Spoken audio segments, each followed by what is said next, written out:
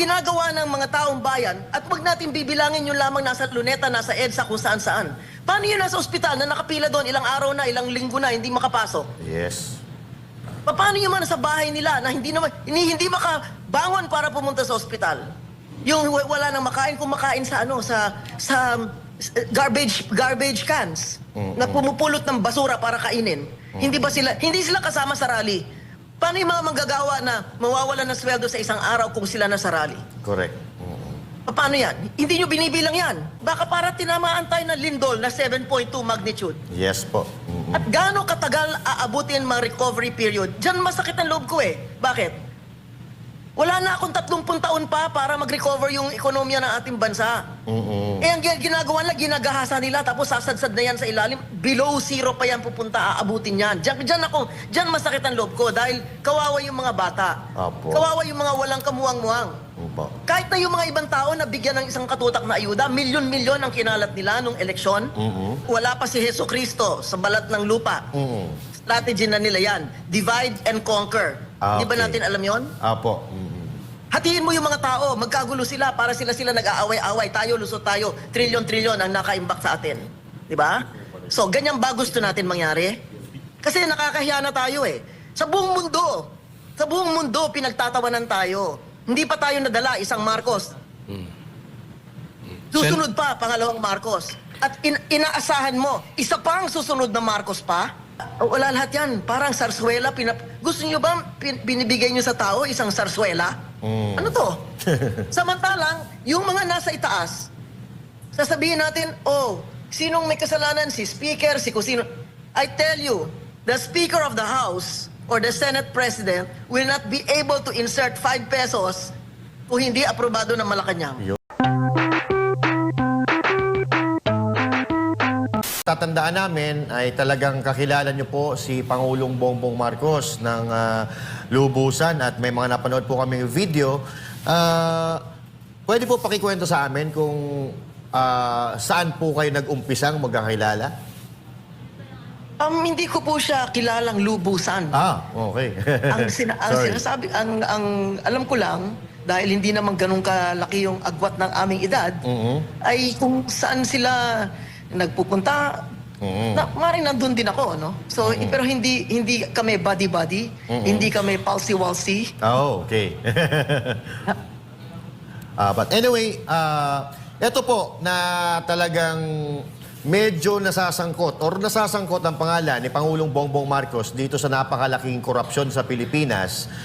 Sa tingin niyo po ba may credibility ito mga expose ni Congressman Saldico?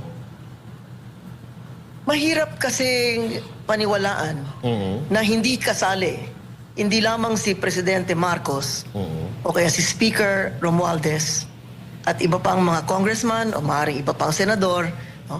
At yung mga taga-DPWH na hindi kasali yung pinaka nasa itaas. Yes. Dahil unang-una, bumoto tayo ng presidente at vice-presidente. Ang presidente, pag upo niya, meron siyang kabinete. Ang presidente hindi kumikilos na mag-isa. Yes. Kadalasan, yung hindi alam ng presidente, yung kabinete, yun ang nagre-reinforce, di ba? Opo. Sa kanya, binibigyan ng impormasyon, binibigyan ng payo, binibigyan ng advice. Kaya siya yung kabinete. Yun yung cabinet. Ngayon, hindi maaaring lumabas ang kahit anumang budget, kahit na piso, hindi pwede lumabas dyan kung hindi alam ng mga kinaukulang departamento. Yung nakikita natin, DPWH pa lang yan eh. Hindi pa natin nakikita Department of Finance. Diba? Hindi pa nakikita Department of Budget and Management, Department of Health, Education, etc. etc. Lahat yan sa ilalim ng Pangulo. Hindi sa ilalim ng Kongreso yan. Apo. Yan ay nasa ilalim ng Presidente ng Republika ng Pilipinas.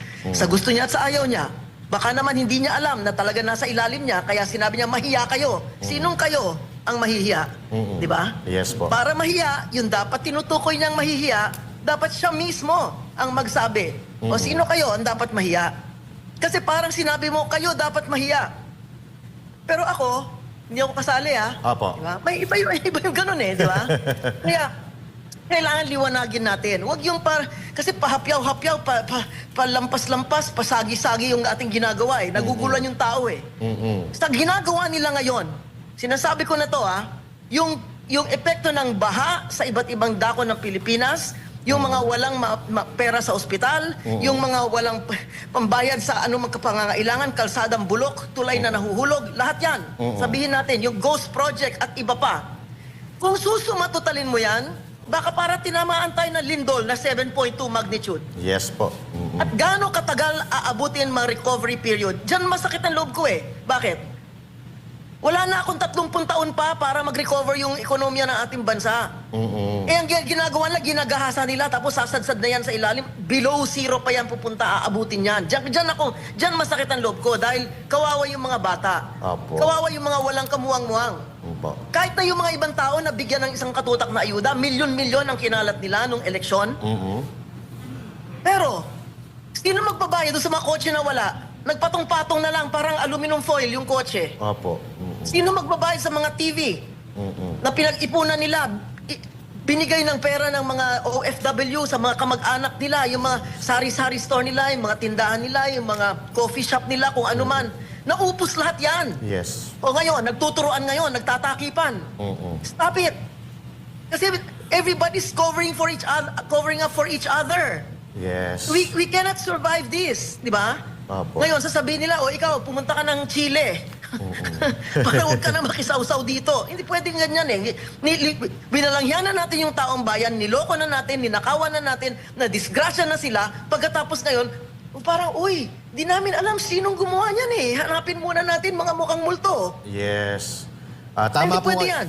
Yan, tama po kayo, Senator. Parang nawawala po talaga yung accountability, nagtuturuan. But Yeah, anyway, the institutions are blowing up. Yes. You know, we want to see the wheels of justice turn and turn quickly, not slowly. Apo. Because what are you waiting for? Another bagyo? Another hanggang nguso yung baha? Yung bang hinihintay pa natin, di ba? Apo. Kasi ang nangyayari tao eh, si Saldico, si ganito, si ganyan, si DPW, wala lahat yan. Parang sarswela. Gusto nyo ba binibigay nyo sa tao isang sarswela? Ano to? Samantalang, yung mga nasa itaas, sasabihin natin, oh, sinong may kasalanan? Si Speaker, si kusino. I tell you, the Speaker of the House or the Senate President will not be able to insert 5 pesos kung hindi aprobado ng Malacanang. Yun. Paano? Di ba? Kami, nandun din kami nun eh. Apo. Nasa Senado din ako eh. Apo. Wala kaming ganyanan. Hindi pwede. Dahil meron kaming pagtingin, meron kaming paggalang sa institusyon. Hindi kailangan kaibigan ko ang presidente. Hindi kailangan body-body ko presidente. Kahit sino pa ilagay mo sa Malacanang, ang respeto dapat nandun sa posisyon. Yes. Nandun sa Malacanang. Hindi kung sino man ang nakaupo dyan. Tama. Kaya yung kung sino man ang nakaupo dyan, kung ikaw na nagiging kahiya-hiya ng ating bayan, wag natin, kasi ang nangyari, hinahati natin yung tao eh. Duterte ka ba o Marcos?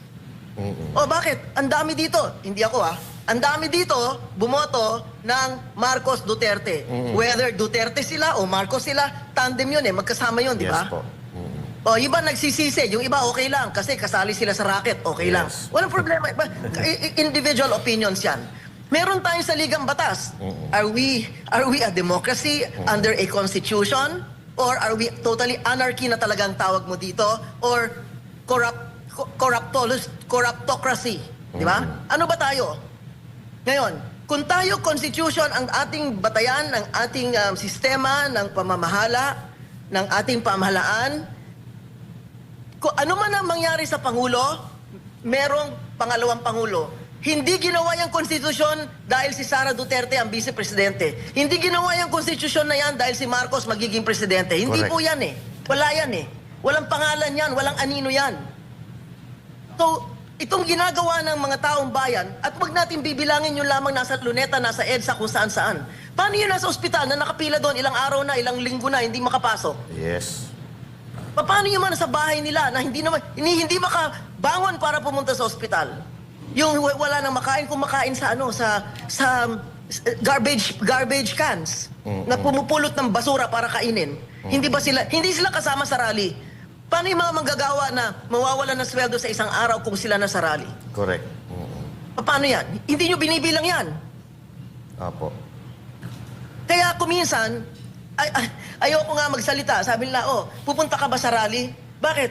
Sabi ko, ilang taong kami nasa rally? 1983. 86 hanggang 86 yan. 3 taon nasa rally. Ito, 3 araw pa lang.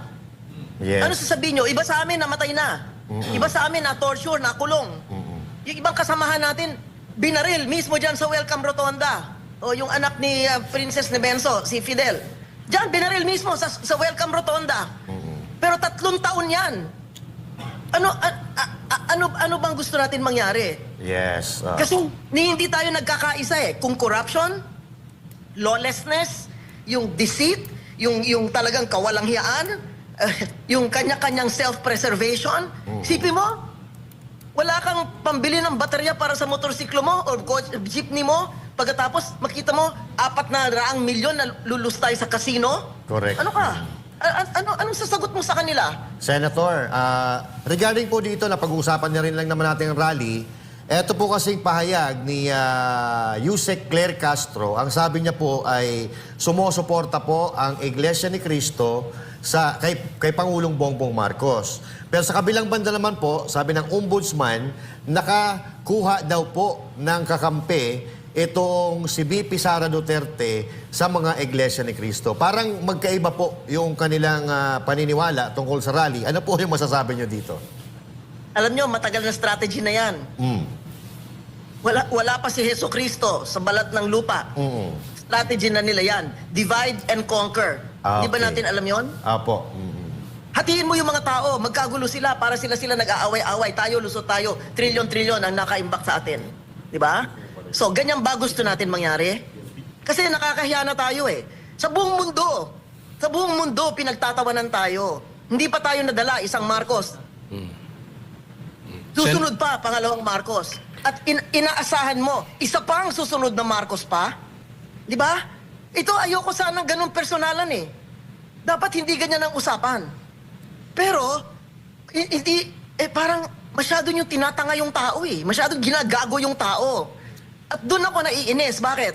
Pag nagkagulo dito, at nagkawasak-wasak ekonomiya, sabi nila, yung stock market bagsak. Yung dollar malapit na magsisenta. Kaya masaya yung mga OFW kasi pagbalik ng pera nila, imbes na 57, magiging 60. Yes. O paano yung nandito? Yung 110 milyong tao na iiwan dito, na ang gasolina ng presyo tataas. Bigas natin inaangkat, tataas din yan pag ang dollar maging 60, 70, 80. Di ba? So, wag natin baliwalain itong mga pangyayaring to dahil para sa iba nakakatawa kasi mukhang tanga si ganito, si ganyan, sinungaling, si ganito, traidor, si ganito, naglalaglagan. Lahat itong mga bagay na ito, walang epekto yan. Walang epekto yan. Ang tinitingnan ng tao, katarungan ay dapat mabilis ang gulong. Di pwedeng unti-unti. At bakit parang ang hina-hina? Presidente mismo nagsabi, mahiya kayo. Presidente mismo nasabi na mahiya kayo sa korupsyon na ginagawa nyo at mahiya kayo sa dami ng utang na babayaran ng mga anak natin. Senator, si Coach Oli po ito. Ibig sabihin, hindi niya alam yon? Coach, si Coach Oli, Senator, may mga katanungan pa Hi, sa inyo. Coach! Senator, sang-ayon po ako doon sa sinabi niyong sumasadsad na tayo eh. Talagang medyo, hindi lang medyo, talagang malala na tayo, no? Meron po akong 2 katanungan. Dahil kung susundan ko yung sinabi niyo, napapanahon na ba na ipanawagan ang Marcos resign? Pangalawa po, anong take nyo doon sa nagsasabi na wag nating pababain si Bongbong Marcos dahil ang papalit ay si VP Sara? Kasi sabi ko nga sa inyo, no? Si VP Sara, siguro ang pinakamahaba naming conversation ay, hello, good afternoon, ma'am. Yun ang pinakamahaba naming conversation. Walang personalan to. Pero sinabi ko kanina, meron tayong saligang batas. Sabihin na lang natin, hindi si VP Sara yung Vice President. Kung aso man yung Vice President, sinabi sa saligang batas, yung Vice President ang kukuha ng posisyon ng Presidente pag siya ay nawala, sa anumang paraan. So wag nating gamitin yung personalan. Kasi sinasabi natin, ikulong ang magnanakaw, ikulong ang mga kasali. O ngayon, kung halimbawa, kasama ang Presidente do sa gulo na ito, kasi hindi pwedeng hindi niya alam paano mo paniniwalaan?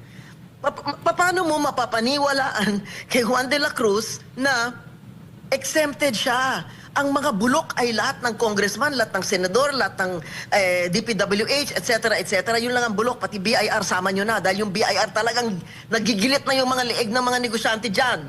Okay? So, sabihin mo, lahat ng tao bulok na. Ang isang hindi bulok, si Marcos lang ang hindi bulok. Dito sa buong bansa na to, siya lang ang hindi bulok. 3 taon tayo nasa ilalim ng pamumuno ni Mr. Marcos. Yung mga bumoto man sa kanya o hindi bumoto sa kanya, Pilipino po tayong lahat. Kung ano man ang ating kinalabasan ngayon, kung ano man ang itsura natin ngayon, sa sarili natin, pagtingin natin sa salamin, at sa buong mundo, kung ano man yan, 3 taon po yan isinagawa. Hindi po ibang tao ang gumawa dyan. Wala tayong proxy president. Wala tayong substitute. Di ba? Isa lang ang binoto natin na presidente, isang vice-presidente. Sila dapat ang mga laga dito sa kapakanan ng taong bayan. Hindi po yan dapat hold upin habang gising na ganyan. Di ba? Kaya mahirap po eh. Mga kaibigan ko rin yung mga yan eh. Hindi ko naman kaaway sila eh. Pero sinasabi ko, anong isasagot mo sa taong bayan pag yan ang inyong pamunuan, di ba? Kaya yung pag-resign, iintayin nyo ba na lahat ang buong kwento maibuo para ipakita kung gano'ng kabulok nangyari mula itaas hanggang ilalim? Kasi yung mga DE na yan, yung mga assistant DE na yan, wala pong magagawa yan kung hindi alam ng Secretary of DPWH at hindi makakagalaw yung Secretary of DPWH na yan. Si Manny Bonoan, walang magagawa yan unless sa taas, aprobado sa taas. Senator, yan ang ating problema dahil marami nagsasabi, hindi daw talaga bababato si Bongbong Marcos, si President Bongbong Marcos. So, magtitiis tayo na pagpapatuloy ang ghost projects for 3 more years, possibly. Hindi naman po nasa sa presidente ang plano na umalis sa pwesto. Sa buong mundo, ang lahat ng presidente na naalis sa pwesto, hindi po siya nagplano nun. Minsan, isang araw lang, 2 oras lang. Yung tatay na lang niya, pinlano ba nilang umalis? Hindi. Pinlano ba nila? Hindi. Karton-karton na kung ano-ano, mga alahas, mga pera, at iba pa, titulo. Lahat dala-dala nila nasa kahon ng Pampers, di ba? Okay. So, ibig sabihin, walang nagpaplano. Walang nagpaplanong matanggal sa pwesto. Lahat yan, kapitukuyan. Kapitlinta. Lahat yan. So, minsan, wala na sa kapangyarihan ng Pangulo kung siya ay aalis o hindi. Wala na sa kapangyarihan ng spokesman, ng kabinete, ng kung sino-sino dahil lahat po sila kasabwat dun sa pagtatakip kung ano man yung mga anomalya na nakikita natin. Dahil yung nakikita natin, yun lamang ngayon sa DPWH eh. Nakita nyo na ba yung gawain ng BIR? Isang kaibigan ko nagbayad ng 7 million pesos. 7 million pesos. Magkano ang napupunta sa gobyerno? Wala pa 1 milyon. Saan napunta yung 6 na milyon?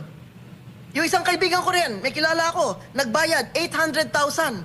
800,000 na napunta sa gobyerno, 80,000. Oh, hindi pa natin pinag-uusapan yan, ha?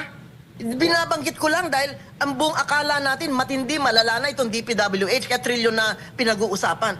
Kung idagdag mo yung mga iba na yon, at umabot yan ng 6 na trilyon, hindi na kaya ang tao isipin ilang zero yan, eh. Di ba? Opo. Kaya naiinis lang ako dahil parang lahat ng tao walang kasalanan. So, ibig sabihin, meron ditong tutubi, meron ditong ibon, meron ditong buhaya, meron ditong kuto na may kasalanan. pero walang tao may kasalanan. Wala. Opo. Senator, At yung mga umaamin na may kasalanan sila, anong magagawin natin sa kanila? Hindi po ako pwede magsalita kung anong gagawin. Hindi ako abogado, hindi ako hukom, di ba? Wala akong kapangyarihan. Ang sinasabi ko, wag na natin hintayin yung 8,000 na ghost project o 8,000 na project na house show na project. Hindi. Simulan natin sa 20. Yung 20 lang na yun.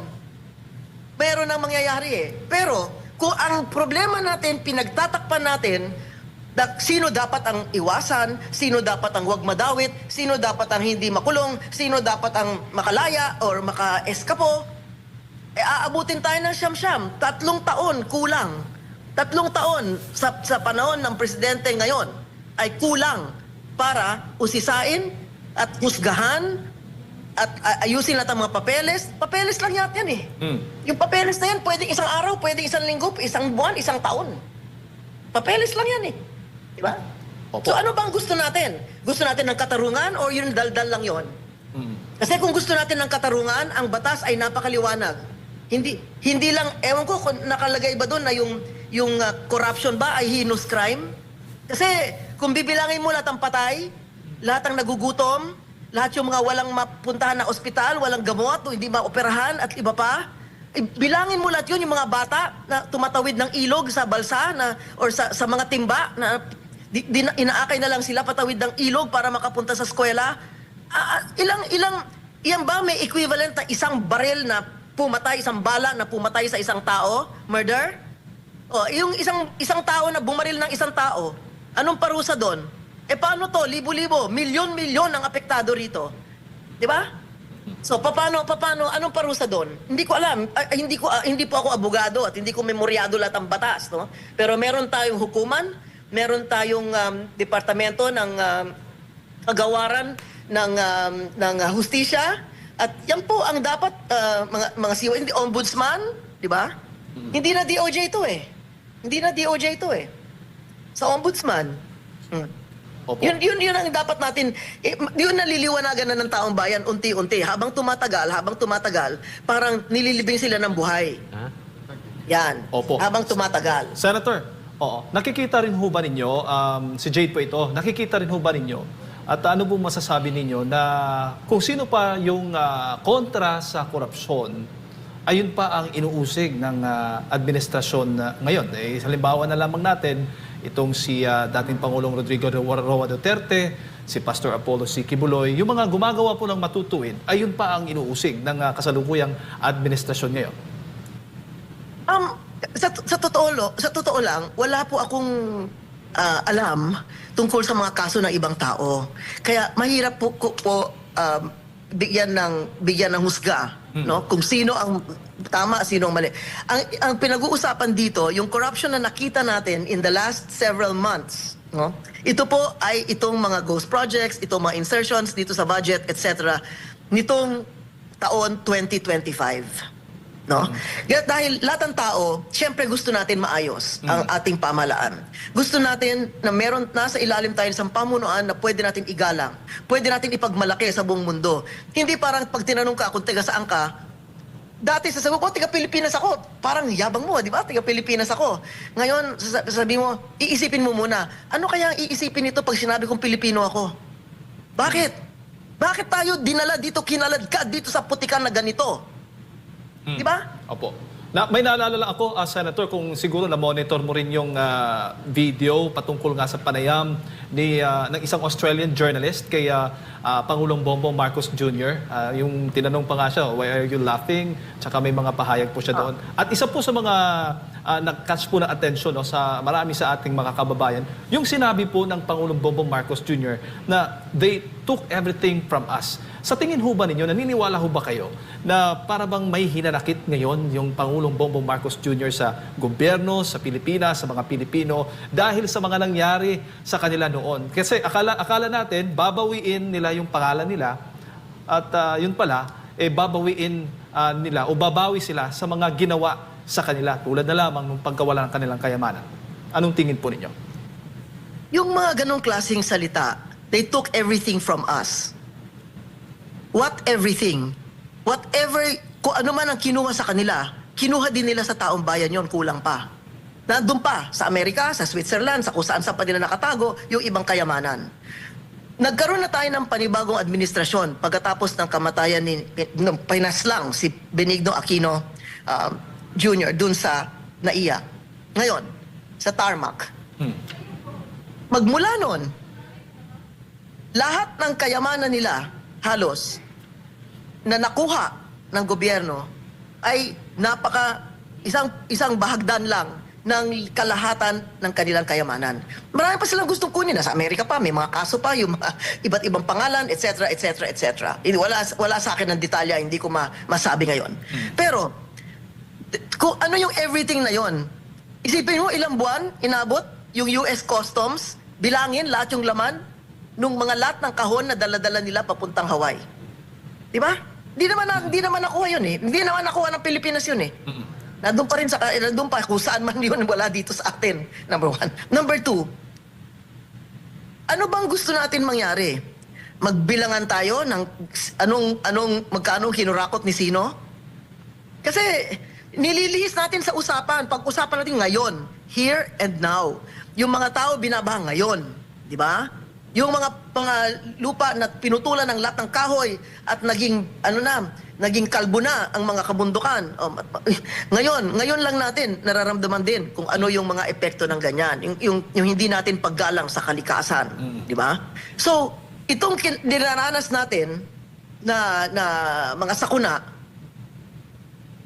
immediately, this year, 2025, ayusin natin, tapusin natin itong 2025 o 2024. Kasi doon, palagay ko, marami na simula yan dyan hanggang doon.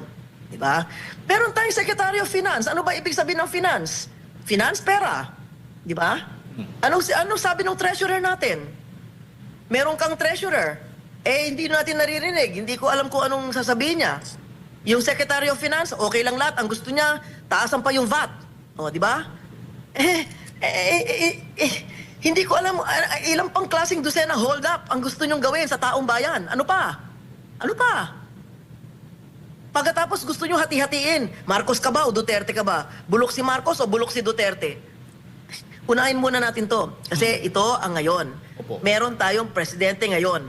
Meron tayong mga diskobre. Merong ICI. O yung ICI sabi independent. Paano magiging independent yan kung yung mismo pumirma ng budget ang siyang magpipili kung sino yung ilalagay sa ICI.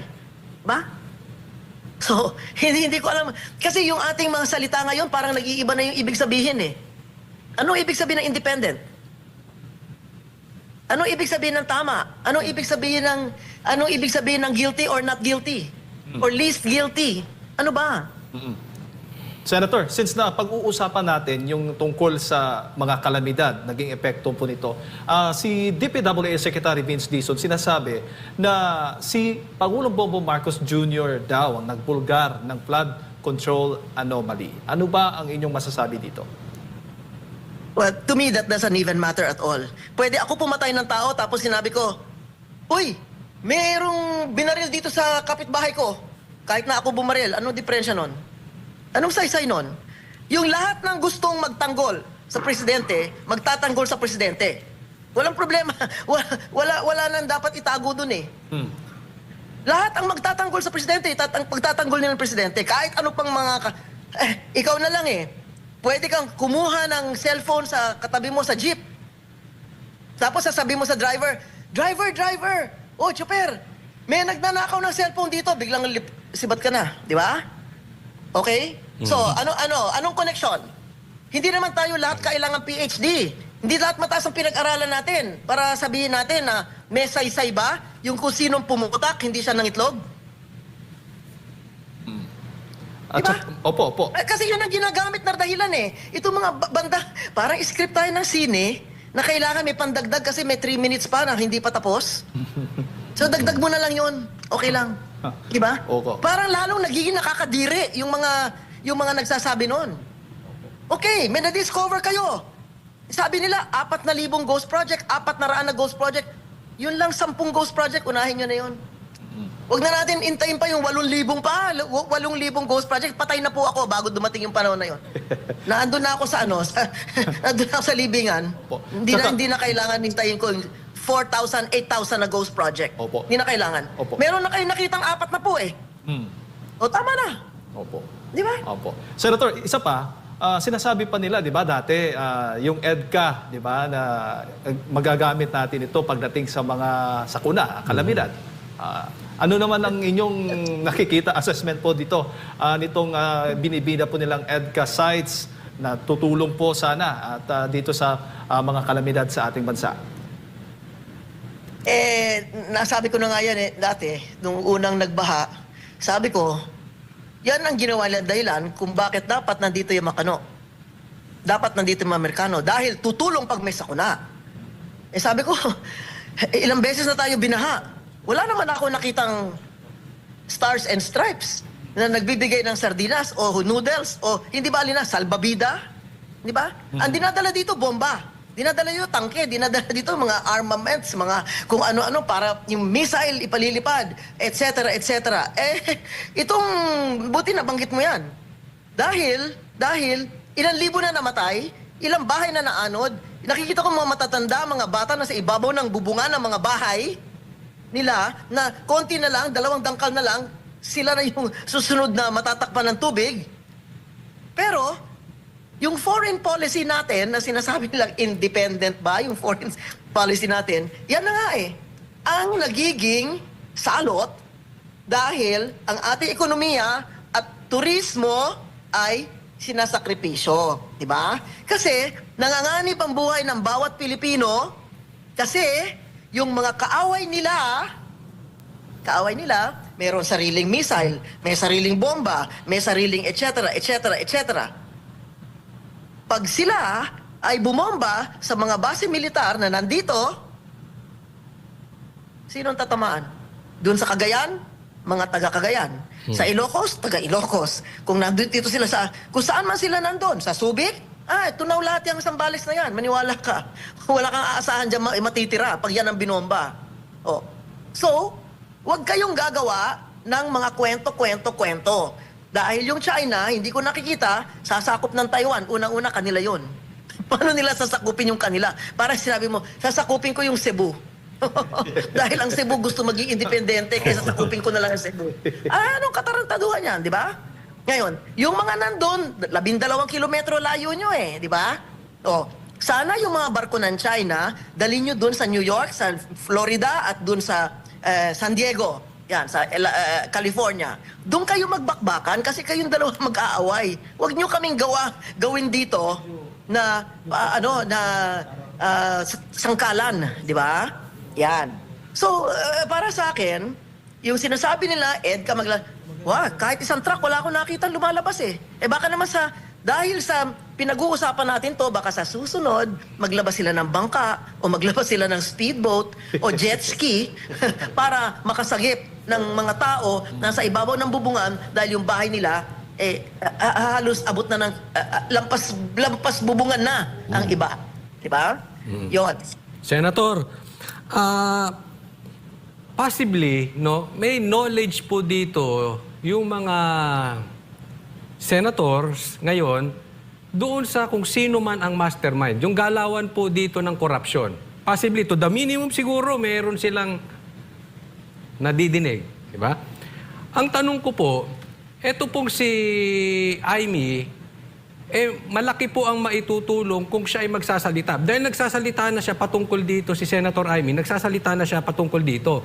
Pero nung nung nagsalita na si Saldico at tinutuko yung kanyang kapatid, pero na siyang tumahimik. So, ano pong take nyo? Dapat na ba talagang magbigay na ng official statement ito si Senator Amy Marcos? Gaya na banggit ko kanina, ako po ay naging senador.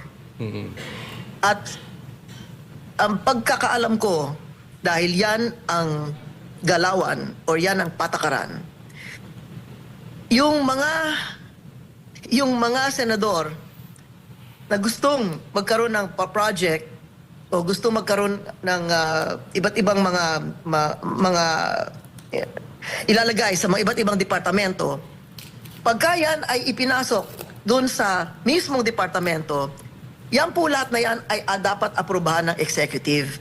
Hindi ka pwede maglagay sa DPWH na hindi alam ng kabinete secretary. Hindi ka pwede maglagay sa DOH na hindi alam ng Secretary of Health. Di ba? Kasi siya mangangasiwa niyan, siya responsable dyan eh. At lahat yan, kabuuan na yan, isang makapal na dokumento yan, pupunta sa Malacanang at pipirmahan yan. Iba nga nagkakandara pa pumunta ron para makasama sa picture taking di ba? Kung nagkakandara pa kayo, pumunta ron para sumama sa picture taking, ibig sabihin, yung pinagpipicture taking na ninyo ay makapangyarihan. Dahil kung kayo lang ang gagawa, at kayo na may kasalanan at walang alam doon, ba't kayo nagpupunta ron para magpa-picture taking sa pipirma nung final kapal na dokumento? Kaya ang kapangyarihan, sinasabi nga nila, the power of the purse. Yan po ay nado sa Kongreso, sa House of Representatives, doon manggagaling dadin sa Senado. Okay. Pero sa bandang huli, maniwala kayo. Hanggat maaari kung pwede, 4 pwede pumunta ron sa Malacanang para magpa-picture taking dahil pipirmahan yung budget. O, di ba? O, bakit kayo lahat nagpupunta ron para pirmahan yung budget kung baliwala yung tao ron sa ibabaw at miron lang siya?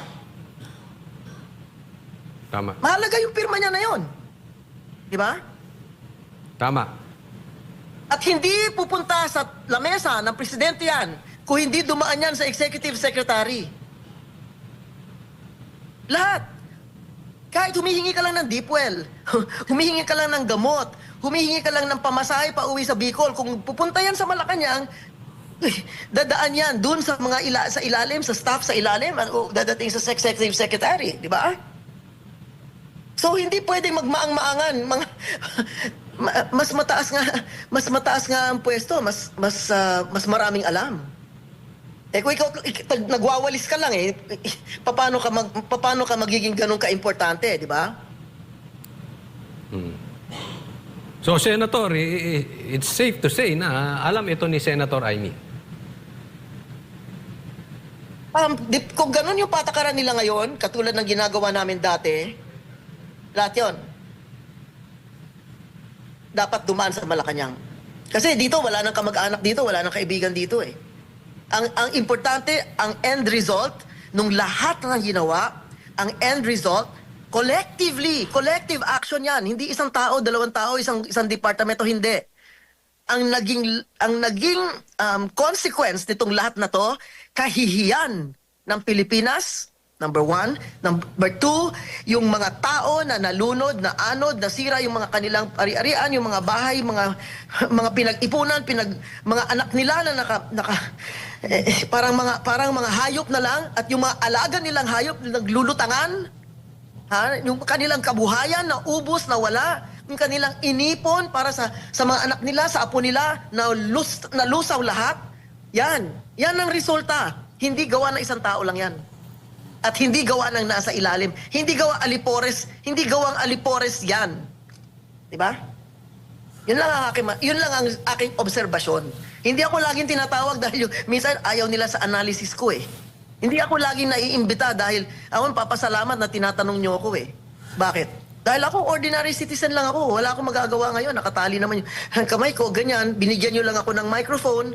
At sana yung mga viewers nyo, listeners nyo, sana maintindihan kung saan ako nanggagaling. Dahil pagka nagka-disgrasya dito, na bulok tayong lahat at talagang naghirap lahat ng tao, wala po ako eroplano, nalilipad ako sa Chile. Yes. Wala po. Wala po akong bahay sa Paris, sa New York, sa kusa. Wala po. Dito lang tayo lahat, mabubulok sabay-sabay. Yes. Senator. So, iba yung, maaaring kaya ibang pananaw ko dahil wala akong pupuntahan. Yes po.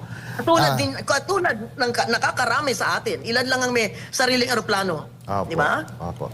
Yes, Senator. Actually po, napakaganda po ng mga sinasabi ninyo. Pero bilang kayo po ay naging matagal na senador, bakit po kaya tila hindi po natatapos ang korupsyon sa Pilipinas kahit paulit-ulit na nagkakaroon ng investigasyon? Sa pananaw po ninyo, papaano po ito matatapos? Sa aking karanasan, first hand, hindi po ito hearsay. Dahil nung aking panahon, andyan po yung aking expose tungkol sa land, sa housing scam, sa Expo scam, yung Centennial scam, sa ang dami pang scam na yan, sa Department of Health scam, ang dami po niyan, sa Bureau of Immigration scam. Sa akin po nagsimula yung mga privilege speeches na yan. Sa akin po. Ngayon, ang tanong nyo, bakit hindi natatapos? Bakit walang nangyayari? Bakit? Dahil ang katarungan sa ating bansa namimili ng mga hahabulin. So, kung kayo malakas, madali kayong makalusot. Eh, yung mga maliliit, Yan, subukan nyo magnakaw kayo sa grocery, subukan nyo magnakaw kayo sa jeep ng wallet ng katabi nyo, ganyan. Subukan nyo gawin yan kung ano magiging parusa sa inyo. Palagay ko wala pang 200 piso yung halaga ng wallet na yan. Okay? O kaya yung cellphone, lagay mo na, 5,000 na yung cellphone niya, 2,000 na yung cellphone niya, o kung ilan man. Di ba? So, iba yan. Dahil ang justice system natin ay hindi umaandar alinsunod sa nakasulat sa batas. Ayun. Yun ang isa sa dahilan. It is not the gravity of punishment that will make people follow the law. Hindi kung gaano kabigat ang parusa. Sabi mo, death penalty. O, death penalty, kung hindi ka naman nahuli. Death penalty, sabihin, wala kang ebidensya. Death penalty, pero sabihin, walang witness. Paano ka made-death penalty? Di ba? So, wala sa kabigatan ng parusa Yes. ang magtutuwid sa kilos ng tao. Yes. Yung certainty of punishment, yung certainty na siguradong garantisado na mapaparusahan, yun ang magiging garantiya na susundin ng batas. So nasa sa atin 'yon. Anong klaseng pamahalaan gusto natin? Anong klase pinili natin? Anong klase binoto natin? Apo. Patapos magrereklamo tayo, di ba? Medyo huli na ang lahat. Kasi Senator. sa umpisa pa lang, dapat nakikita nyo na Apo. ganyan. Una-una sa tingin ko po, eto, malit lang na baka yung mga tao hindi pa maintindihan. Alam mo, yung mangga, hindi nagbubunga ng atis. Ayun. Ayun. Senator, Judea po ulit, ano?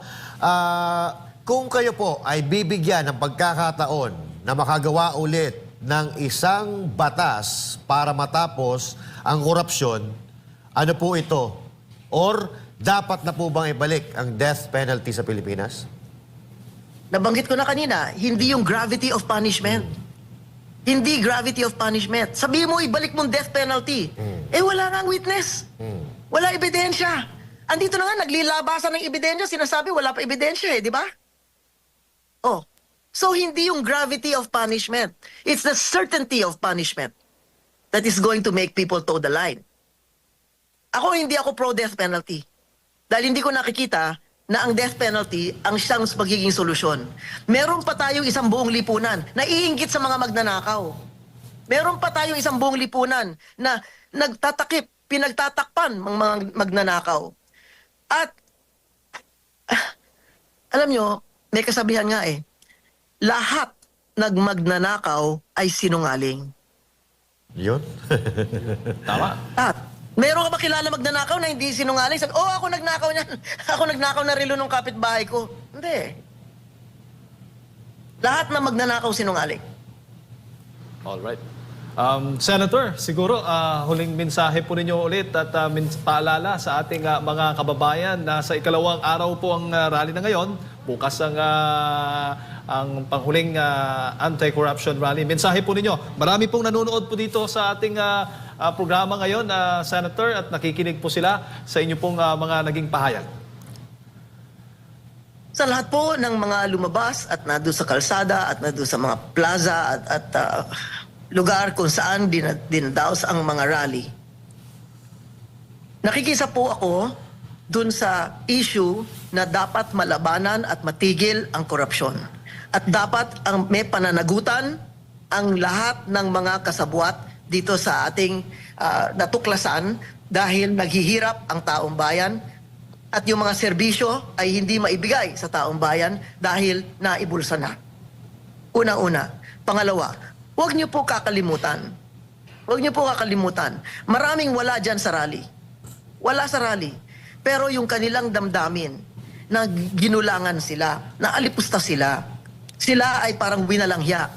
At inabot ng katakot-takot na kahihiyan at inabot ng katakot-takot na sakuna na sila mismo ang naghihirap na hindi nila malaman kung paano sila babangon sa kanilang kinaroroonan. Yan po ang mahalaga din. Na kung anuman ang mangyayari at yung ating ekonomiya ay susubsob, yung ating turismo ay susubsob, paano tayo? Diba? Kaya, intindihin natin yung kabutihan ng buong bansa. Para bang nasa eroplano tayo Sa eroplano tayo, akala natin piloto yung nagmamaneho. Hindi pala piloto. Eh kung kutsero yung nagmamaneho, anong gagawin nyo? Di ba? Mabuti kung kumisan, merong co-pilot. Co-pilot, ilan dyan aeroplano, ibababayin yung kutsero at kumuha kang tamang, ayusin itong lahat na to. Pero ang ibig ko sabihin, masyado na tayong ginagago. Kaya ba natin tanggapin yon? Ang Pilipino, mataas ang pride di ba? Mataas ang pride.